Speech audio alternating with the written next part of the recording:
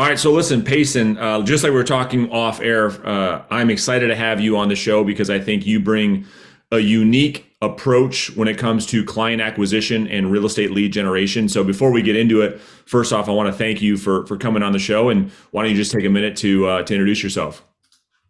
Thanks for having me. Yeah, I'm excited to be here. I'm a 23-year-old real estate agent in the Palm Springs area. I run a team of 16 of us now. And I built my whole business on setting open houses every single day.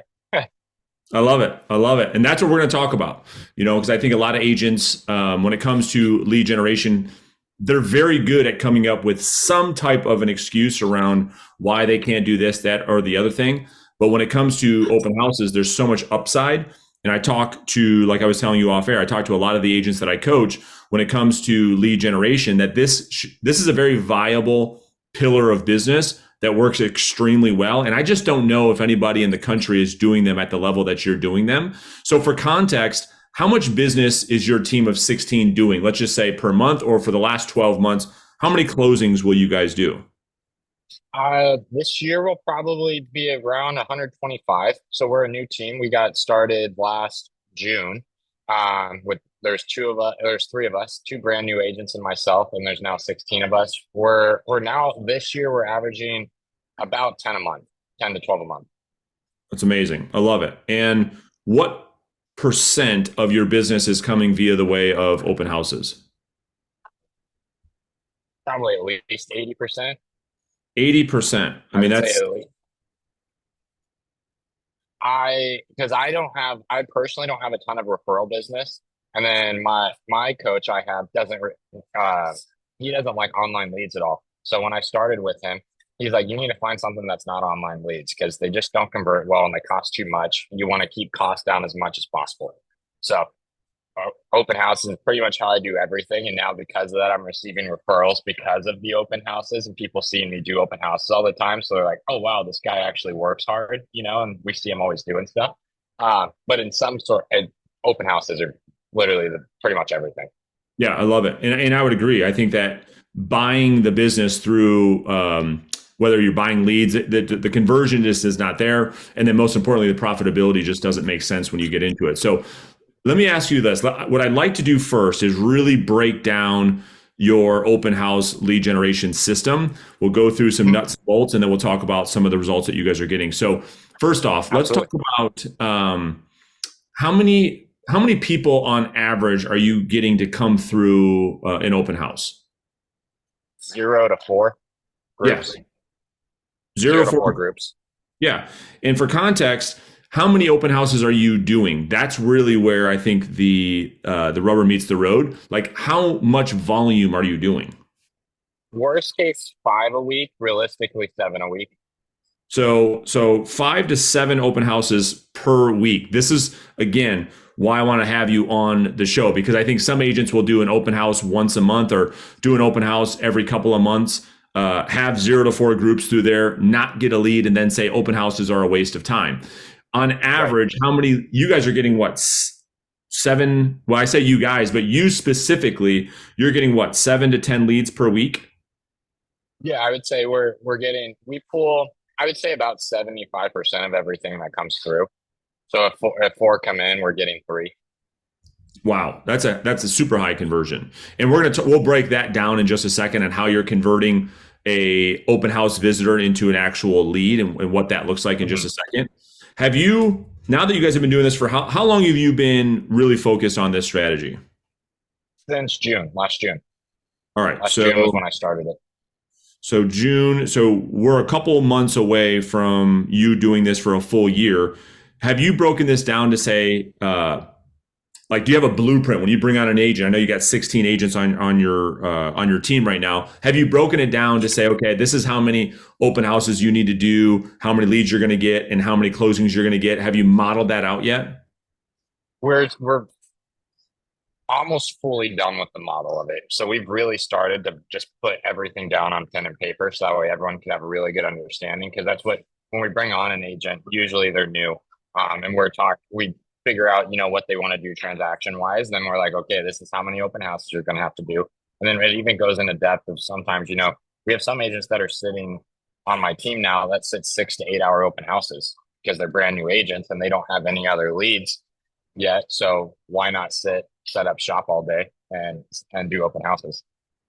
Yeah, it makes a ton of sense. And so when we look at your open house system, I think one of the biggest questions is like, how are you finding uh, some of these open houses? So let's break this down. Let's talk about the selection process first, and Mhm. specifically the type of house that you are holding open.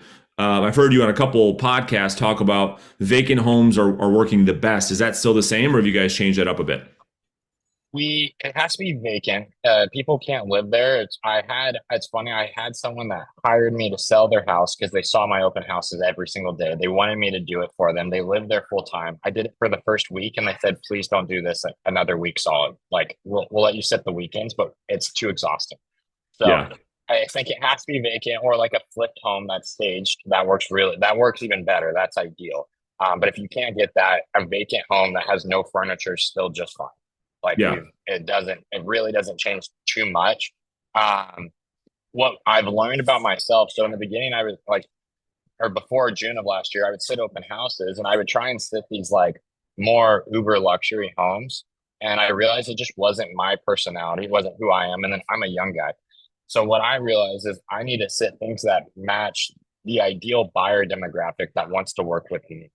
So as soon as I swap that around is when I started uh, popping a lot more client. I started getting a lot more phone numbers, and then I started getting a lot more closed transactions because people were excited and wanted to work with me and trusted my opinion versus like just listening to what I had to say and then blowing me off and never talking to me again. So no, I think you really need to understand who your ideal buyer is and who would think, who their ideal agent is. Those two things need to combine and then find a house that's vacant or staged based on that.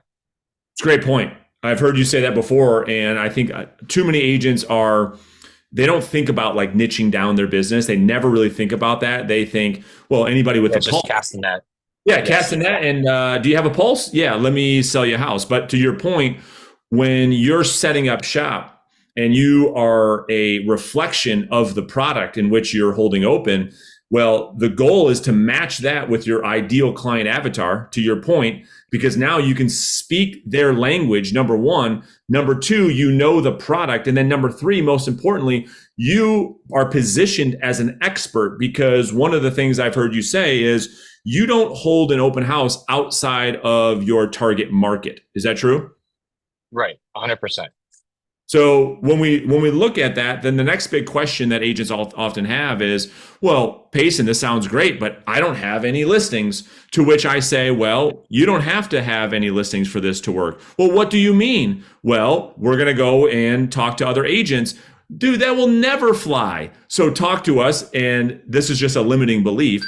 How are you going about securing listings that are not yours? And what does that conversation sound like? So funny thing, when I started doing this, I didn't have any listings either to start with at that time. I found where the houses were that I wanted to sit, and I just cold called every single agent and asked every single one to sit an open house Monday through Friday. Because what I started to find the objection was, oh, we already have it covered.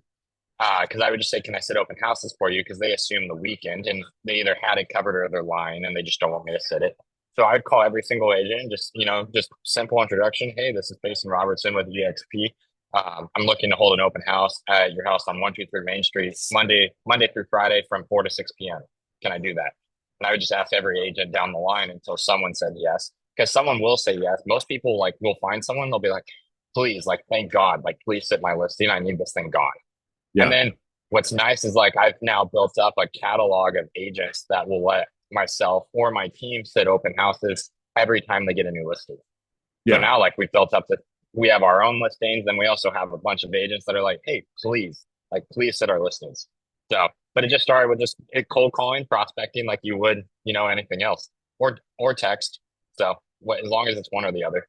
Yeah, I mean, listen, that was my exact same experience in the beginning of my career.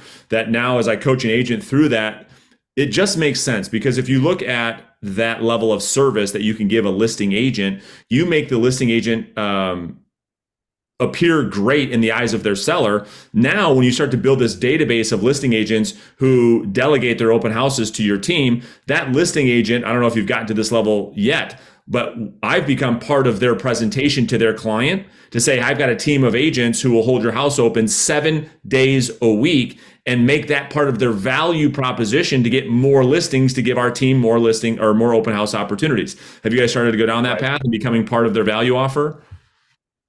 I believe so. I would imagine so because there's a few people that use this on repeat with every listing. So I would imagine so. And then also for us on our team, we say it. And I mean, it's made more people have hired us because we do it because they know we're working.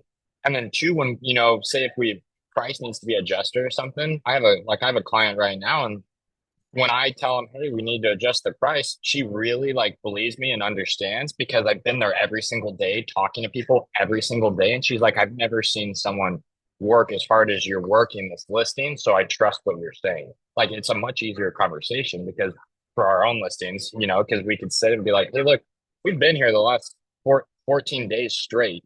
Every single person has said this house is overpriced. Like we need to adjust the price. Like where else do you get that type of feedback? Makes so much sense. I mean, your finger is literally on the pulse of the market. And I think that's a big problem that agents have when they have a listing and they're trying to communicate to the seller and there's this friction. Well, that friction gets dissipated when you're sitting in their house literally 7 days a week, having real face-to-face belly conversations with the person that's going to buy their house. Well, that messaging and that feedback lands a completely different way. It makes total sense. So we talk about having an open house in your target market in a Mhm. demographic that makes sense for you to serve.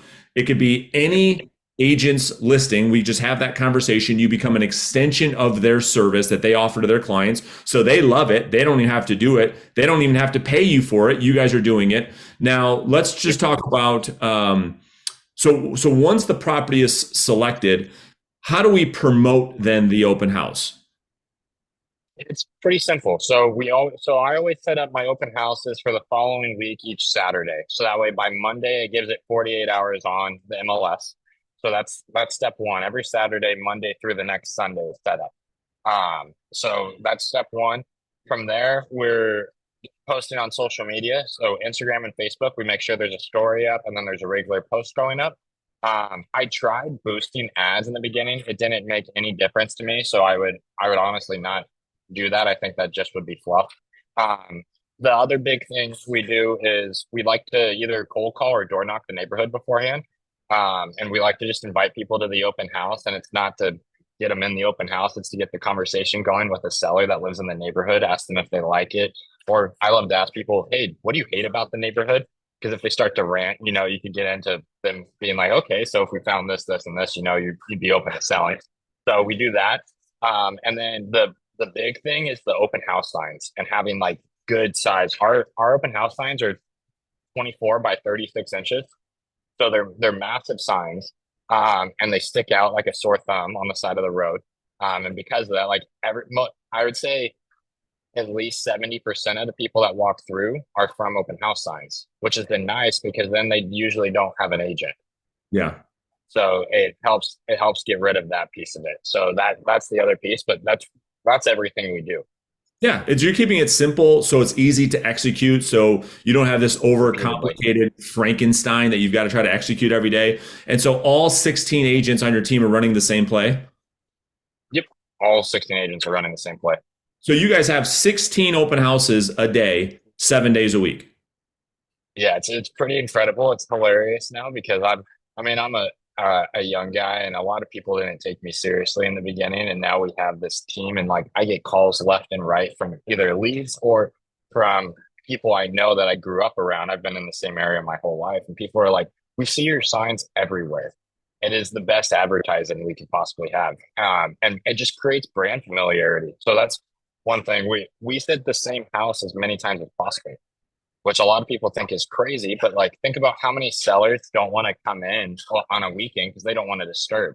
But think if you sit the same house 7 or 14 days or longer, sellers start to come in and be like, one, why are you doing this? You know, and two, they're like, oh, we're thinking about selling. Maybe we should go talk to the agent. We've seen their signs for the past 21 days straight now. Like, that guy seems like he works hard. So I picked up listings now because of that, just sitting in the same house, just repeating. 100%. You literally took the notes right off my page and you verbalized them on the podcast. I mean, that's exactly what my experience has been as well. You see, going back to the omnipresence for just a second, you see, this whole business is about a perception. The whole entire thing is a Mhm. perception. And so you're posting on social media with daily stories. So your sphere of influence, your past clients are seeing you actually work every single day, not talk about work, but they see you in these properties every single day. That's creating this brand awareness, number one. Number two, to your point, the repetition is the thing that causes behavior change. Marketing 101 tells us that people have to see a message multiple times for them to actually take action. And so, what Mhm. better way to pique the curiosity of a homeowner who's thinking about selling their home, where it's so rare to see open houses on the same house every single day that you drive by when it's on your way home from work? It piques the curiosity to say, wow, I got this guy's voicemail. He knocked on my door. He sent me a card to come to my open house. Let me go say hi to this guy. Let me see what he's all about. And it's a great way to pick up listings. Now, we'll talk about that more in just a second, but it makes total sense. So that's the promotion. It's super simple to execute. Now let's talk about actually hosting the open house. Talked a little bit about days and times, although I know you've done a lot of trial and error, but what have you found, or when do you guys actually do them, days and times? So what I found is our market's either a big secondary market, so it's a lot of golfers, or it's families. If it's the golfers that we're going after, we found like during the week, 11 to 1 or 1 to 3 works well. But if they're families, when we're going after the families, like 4 to 6. And what we found with like families, what I like a lot is like if someone from 4 to 6 walks in, in their work clothes into an open house on a weekday, they're probably pretty serious about buying a house. Like you don't just get off of work, still like say a construction worker all dirty walking in, like unless you're really considering buying a house. So that's what we found works best for us. If families 4 to 6 on the weekdays, catching them after work, our secondary home buyers more middle of the day. Yeah, makes a ton of sense. And going back to what you said before, with your newer agents just getting started, why not have this office space, so to speak, that is your inventory, sort of like new construction salespeople? You might as well set up shop there every day as you're proactively lead generating, which I know you do with your team. As you're prospecting, making outbound calls, you have outbound and inbound lead generation happening at the exact same time. So you might as Right. well kill two birds with one stone. That's what you have with your new agents as they're building their pipeline, correct? Exactly. That's exactly what it is. It's I open houses. It's the only way we have just inbound people being like, "Hey, I'm buying a house." Like it's the same as like a car dealership or the same as an on-site sales office for new builds. That's why it's like to me, it's like, okay, if you don't have anything else going on in the day, sit in open house all day. Bring your phone. If you don't have Wi-Fi, use your hotspot. Call outbound leads. Do your follow-up. Do everything you need to be doing when people aren't there. As soon as someone walks in, drop it and go and talk to the person that's not in front of you because that should be top priority. And that's how we run everything. Makes total sense. I mean, you've got a storefront that's open for business. And so as you're, like I said, as you're proactively generating business, you've got a storefront of your ideal client avatar who can walk right through the front door. It makes total sense. So let's talk about conversion. And I think this is where I want to really unpack this. So let's talk about converting traffic into a buyer lead. And then we'll talk about how you're converting conversations from neighbors into seller leads in just a second. So walk us through your process, conversation. Somebody walks into your open house and how you end up converting them into getting their contact information and then turning them into a client.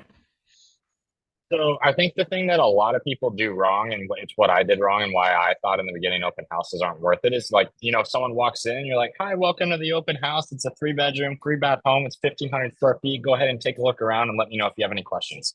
Well, they're not going to do that. So what we always do is, as soon as they walk in, it's, "Hey, how'd you find us?" We want to know how they found us. And then it's, "Hey, are you looking for a home to live in or are you looking for an investment property?"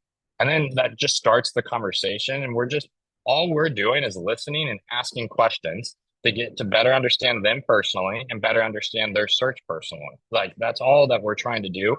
And then we're waiting for a moment for them to be like, oh yeah, we've been, say struggling to find a home that matches everything we need.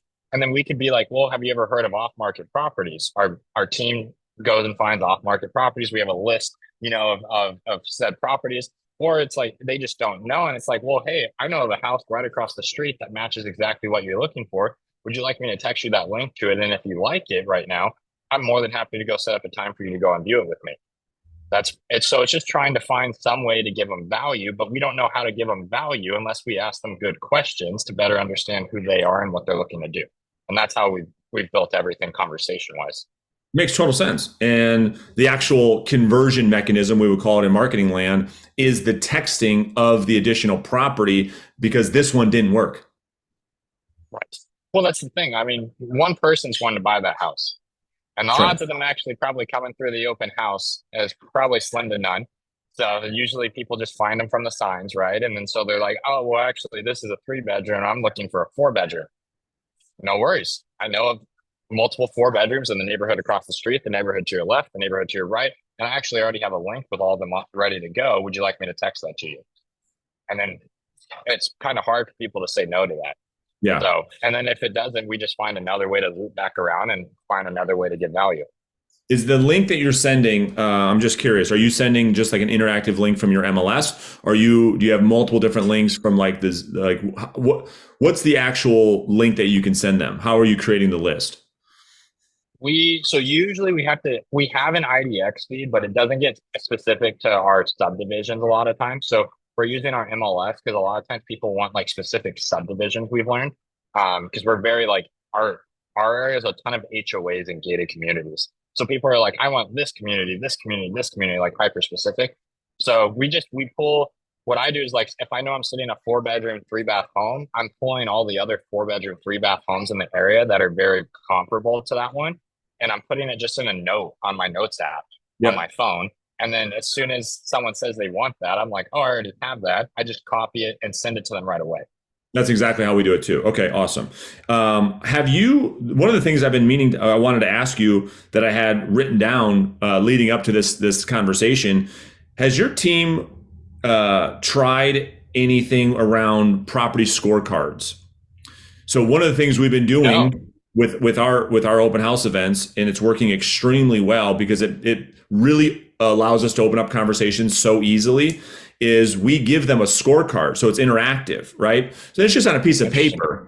And so we have the whole house kind of mapped out and they're scoring each room. And then we have some things on there more strategic on how we convert the lead on the actual scorecard. But now it opens up the dialogue where the person going through the open house has some fun. We've got clipboards. So we just give them a clipboard. Here's a scorecard. And they score the entire property. And then we can see based on their scorecard, does this property work? Let's talk about an offer. Does it not work? And then that's where we get into the conversion conversation. So I was just curious if you guys have messed with that strategy at all. No, not at all. That sounds really interesting. That sounds super interesting. We may have to look into it. I'll send you our scorecard.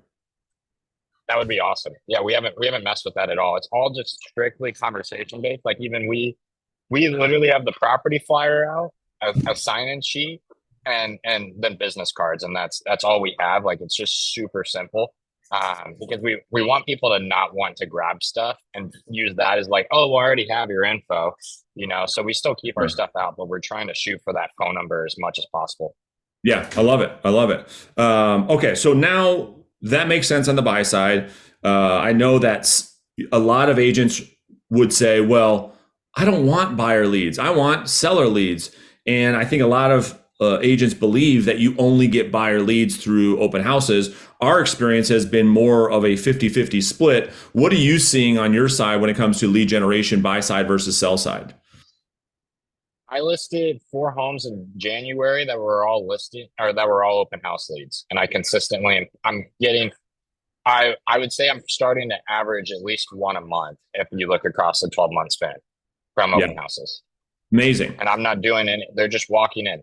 Yeah, that's great. So let's talk about that conversation. So ideally, because my whole thing is I am under the belief that we owe it to the homeowner to represent their property in a certain way. And I think that open houses presents a really good option for us to do that.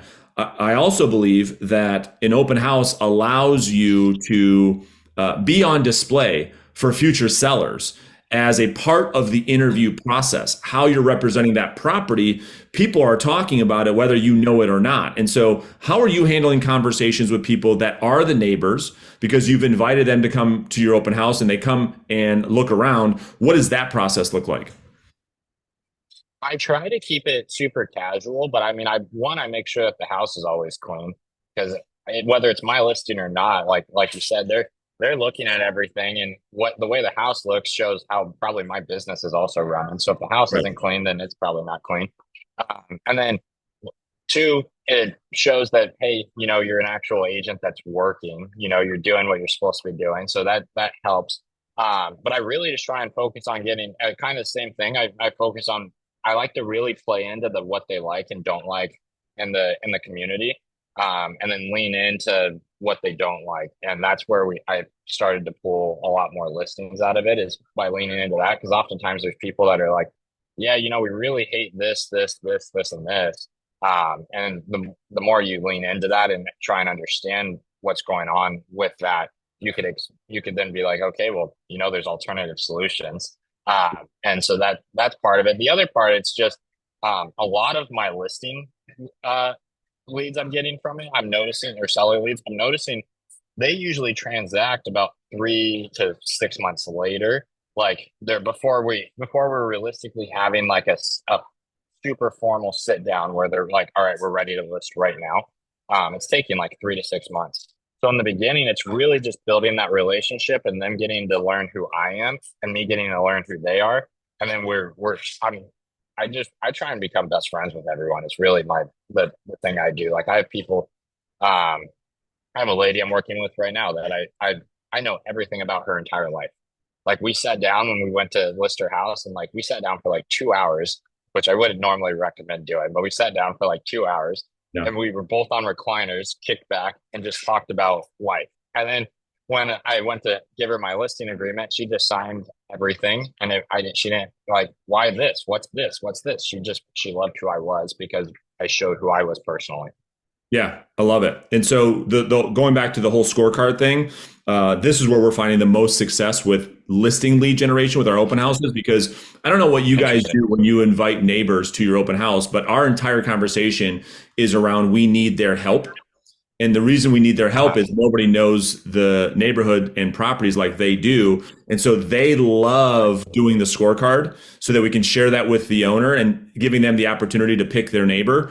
And so that's how we engage the neighbors because we make it a huge that's deal. genius. We do private events for neighbors only versus public for anybody. And we make it Mhm. special. That's how we're driving a lot of seller leads. And so we're doing that. And the greatest thing about how do you get the phone numbers of the sellers? Well, we already have them through a Mojo or a Vulcan 7 or whatever the case. So it's so easy when you call Mark and Diane Smith and they come to say, "Hey, it's Mark. We talked over the phone. You already have their number." So for us, it's so much easier to get a homeowner's number. And on the buy side, it's easy because we're giving them the list of properties. Is that kind of what you're finding too? Yeah, exactly. I'm going to need to see the scorecard because I want to incorporate that for sellers especially. Yeah, no doubt. So talk to us about the follow up. To me is really simple because in our experience, it's all about that conversation at the actual open house, which drives the follow up. But is there anything that you want to share that you find is working on the follow up piece? One thing I've learned is work. Two things that I've learned working really well for me. One, as soon as they leave, I send them a video of myself in the open house, just saying, "Hey, great to meet you at this house."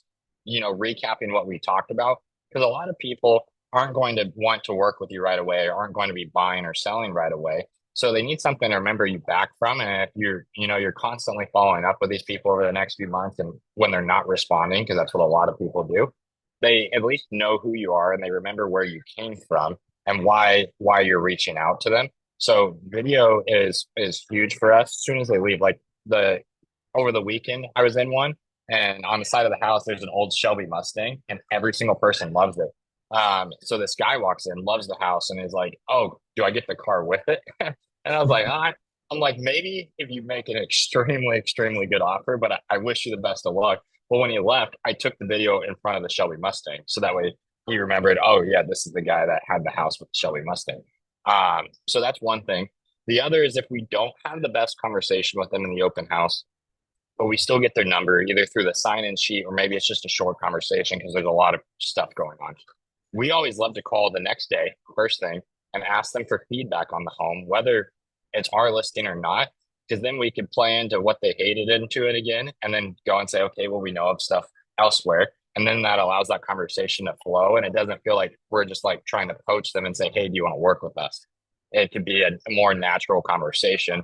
And we're using that house, whether it's our listing or not, to really feel them out. That if we miss that conversation in person. Yeah, 100%. That makes a ton of sense. Are you guys doing any handwritten thank you cards to property owner, the neighbors that walk through as a part of the follow No, up at we're not. all? So that's another thing we're finding that's just really, really been helpful is like taking the Yep. time. If you have two neighbors that walk through and we send them a handwritten thank you card and then we typically would put in like a Starbucks gift card in there. It goes a long way because when we go on a listing appointment, that thank you card's on the kitchen table a lot of the times. And so it's just cool to see the correlation, right?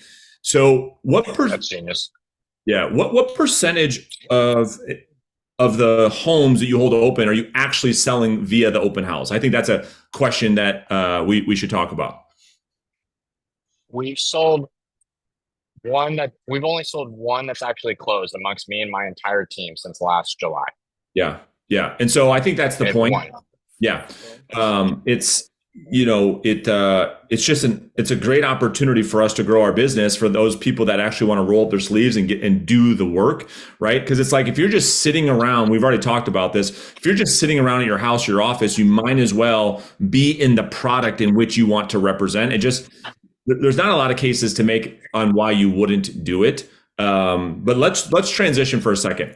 So I'm curious on this whole new NAR settlement thing with the changes that are going to come Mhm. in July and August. Are you pretty familiar with all that? Right.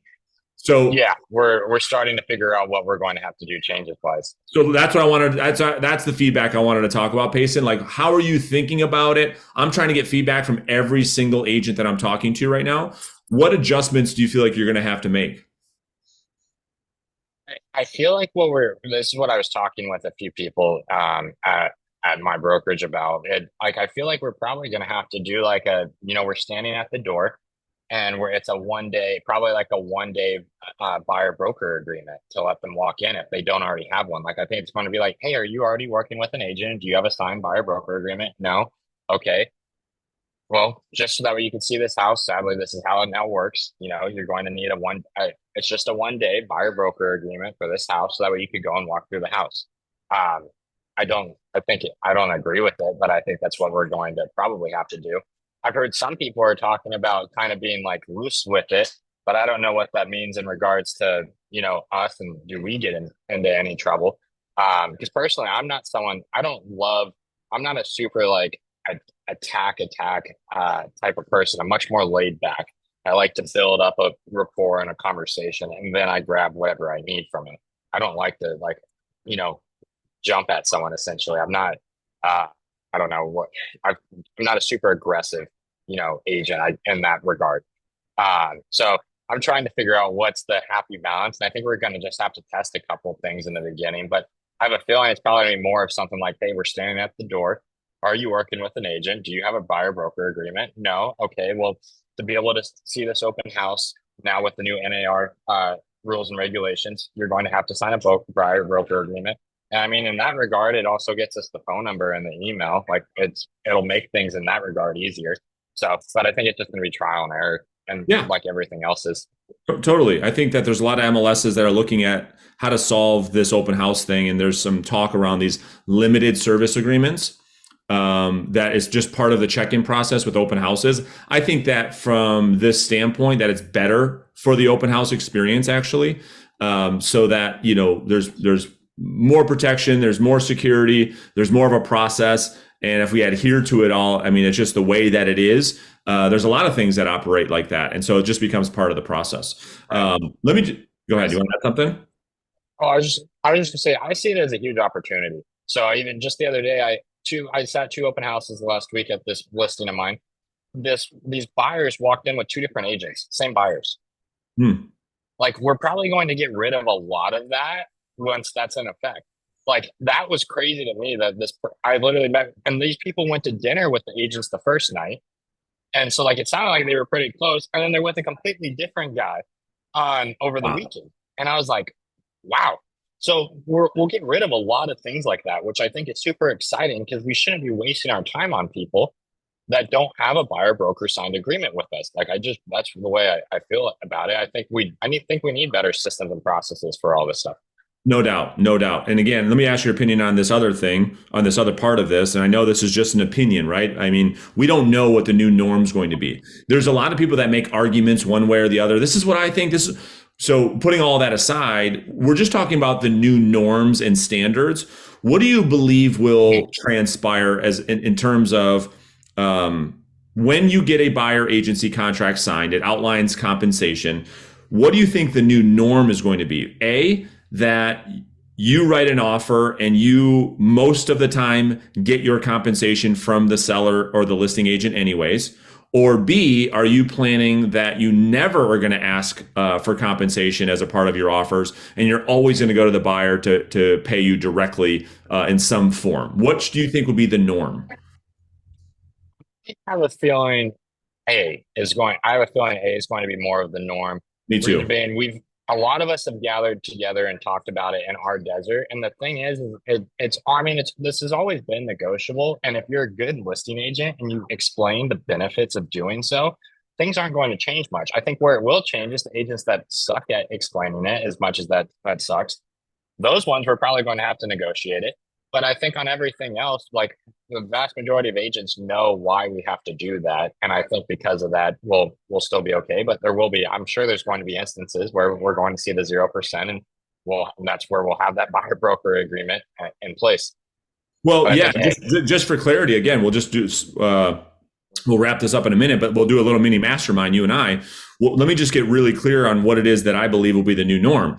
You and I go to a listing presentation and we're securing the list side compensation. Call it 3% for this conversation, okay? So you get your contract signed at 3%.